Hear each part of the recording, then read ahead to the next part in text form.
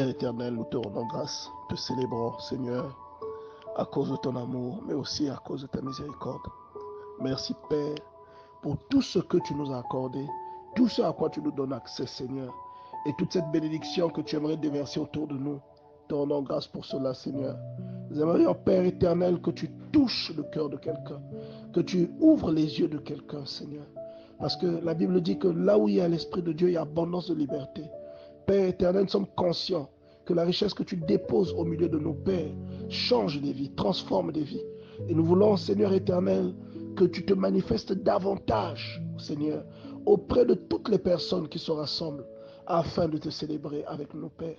Nous voulons qu'il y ait des signes dans leur vie. Nous voulons, Seigneur éternel, que des témoignages naissent. Et nous voulons aussi que la timidité disparaisse, Père, afin que nous ayons de plus en plus de soldats de Christ, au nom de Jésus-Christ. Et nous te soumettons aussi, Seigneur éternel, notre pays. Te soumettons, Seigneur, encore une fois, le pays dans lequel nous habitons.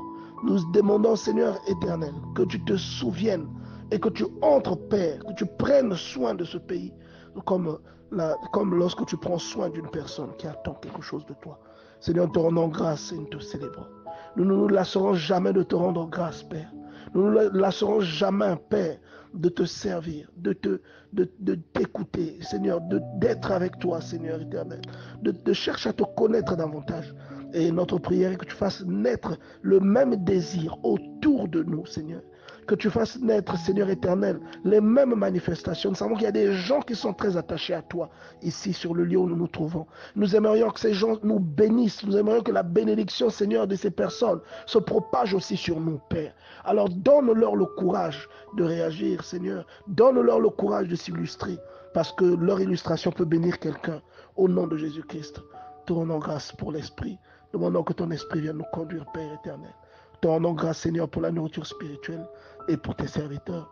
Au nom puissant de Jésus-Christ. Amen. Bien-aimés dans le Seigneur, la parole de Dieu est très profonde. Elle est très, très profonde. Et la Bible dit, il y avait aussi une prophétesse. Donc on est en train de te parler d'abord de quelqu'un qui a un don. Quelqu'un qui a été sélectionné par Dieu.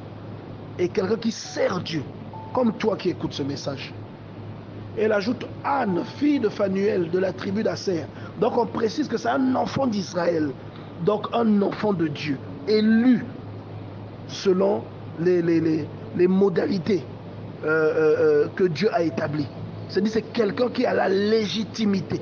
Donc on parle là de quelqu'un qui est en Jésus, un fils d'adoption, quelqu'un qui est devenu co-héritier de Dieu. On est en train de parler de cette personne, même si on dit le nom Anne, mais c'est de cette personne-là qu'on parle. D'une personne co-héritière avec Christ. Vous voyez? Et il ajoute, elle était fort avancée en âge. Donc là, on précise que c'est quelqu'un qui n'attend plus rien de la vie. Et il y a quelqu'un, même si tu es jeune là, parfois tu n'attends plus rien de la vie. Parce que tout ce que tu cherches, tu n'obtiens pas ça. Tu voulais des enfants, tu n'arrives pas à faire des enfants. Tu voulais un mariage, tu n'arrives pas à te marier. Tu as étudié, mais tu n'arrives pas à avoir du travail. Et tu n'attends plus parce que tu es désespéré. C'est de toi qu'on est en train de parler ici. Vous voyez? On est en train de parler de toi. Et on dit qu'elle a vécu 7 ans avec son mari depuis sa virginité. C'est-à-dire qu'une personne qui a fait les choses dans les normes, une personne qui a suivi la règle, qui a respecté Dieu, mais qui malgré tout, la vie ne lui a pas souri. Donc quelqu'un qui s'est bien conduit, mais qui a l'impression que le monde lui avait tourné le dos, qui a l'impression que la vie n'a pas vraiment marché pour cette personne-là. Et au verset 37, on dit, restée veuve et âgée de 84 ans, elle ne quittait pas le temple. C'est-à-dire que dans ta souffrance là, c'est-à-dire que dans ta mélancolie, bien-aimé dans le Seigneur, dans ta tristesse, dans tes soucis, malgré tout, tu es connecté à ton Dieu. Malgré tout, tu es assis là, tu es debout là. Malgré tout, tu ne vacilles pas. Tu ne quittes pas le temple, tu demeures. Parce que le temple, c'est juste une illustration de l'atmosphère qui régit la vie d'une personne qui est en communion avec son Dieu. Alors, quelles que soient les épreuves que la personne traverse, elle reste en communion. Les épreuves, plutôt que d'éloigner la personne de Dieu, rapprochent davantage la personne de Dieu. Et là, on est en train de parler de cette personne. Et moi, je sais que cette personne, c'est toi, bien-aimé dans le Seigneur. Et la Bible ajoute, étant survenue, elle aussi, à cette heure, elle louait Dieu et elle parlait de Jésus à tous ceux qui attendaient la délivrance de Jérusalem. Dieu est en train de te dire que malgré les souffrances par lesquelles tu passes, Ce que tu attends va arriver dans ta vie. C'est ce que Dieu est en train de te dire.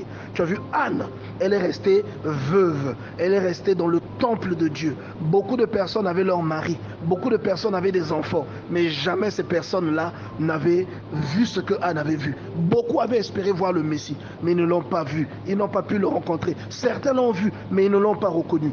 Et Anne a pu le faire à cause de sa proximité avec Dieu, à cause du choix que Dieu avait mis sur elle. Et c'est comme toi aujourd'hui. Ce que tu cherches, tu ne l'as pas encore obtenu.